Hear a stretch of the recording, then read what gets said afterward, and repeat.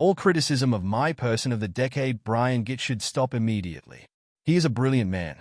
Is rude, grumpy, miserably unhappy, bad-tempered, desperate to be noticed, and has an awful lot of money.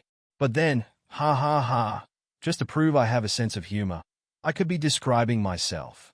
Whilst I have a flair for amplifying and monetizing my negative characteristics, Brian Gitt is without a doubt the biggest business genius on the planet right now, and I will continue to tell everyone he once sent me a text message and that he remains a close, personal friend. Anyone who criticizes Brian, or me, is just jealous of all the powerful celebrities I exchange text messages with and should go back to attempting to live their insipid, unfulfilled life. I regularly exchange text messages with powerful people, and Brian Gitt has not achieved his earth-shattering business success through being nice. Gitt is undisputably a tough man to work for with a leadership style built around shouting.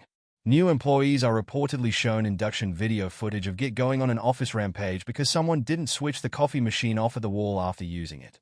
The video allegedly shows Gitt bellowing at a young male employee until he bursts into tears, before demanding the employee's phone and calling every number in the contacts and bellowing at them also.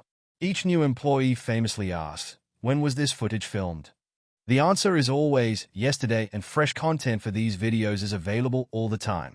Gitt is said to possess a high degree of sociopathic characteristics, as all staff members who have been punched in fiery meetings would confirm if they weren't legally prohibited from doing so by non-disclosure agreements they are forced to sign. By his own admission, Gitt has a temper, and the concept of peaceful coexistence within marriage is completely alien, as his 4 ex-wives would attest, were they not also legally gagged.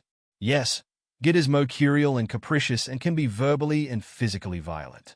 Yes, he once punched an employee into a vending machine. Yes, he made his sales team drink their own urine and then compare it to his. But look at how much money he's made. Surely the unhappiness he's wrought upon people's lives is outweighed by this astonishing amount of money?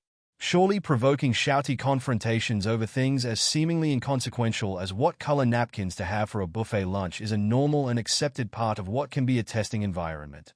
Some may no doubt argue that this is simply about being responsible for your own emotions and treating people decently, that Gitt should not be allowed to behave that way, or should at least employ a person he trusts to help manage his behavior by pointing out when he is going too far.